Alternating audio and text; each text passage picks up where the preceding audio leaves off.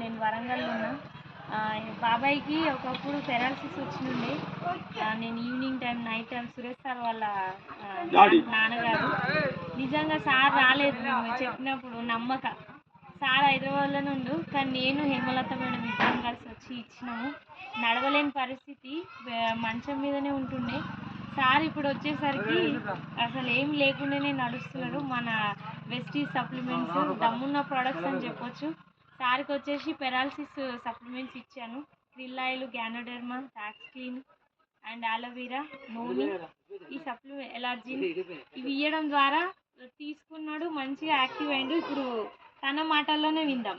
ఎట్లుండే బాబాయ్ ఇంత అప్పుడు మంచిగా లేదు, ఇప్పుడు ఈ మందు అయిన మంచిగా అయింది. ఇప్పుడు మళ్ళీ కట్ లేకుండా అర్థం మెల్లగా మంచిగా అనిపిస్తుంది. ఎవరికైనా చెప్పినా చెప్తాను ఇక్కడ అన్ని కూడా తీసుకోలేదే కానీ ఇరిగేసా ఎందుకు తినరా నీ చత్తారా అని తిట్టేసా మొన్న. ఇప్పుడు నడిచి చూద్దామా మనం? నడుతా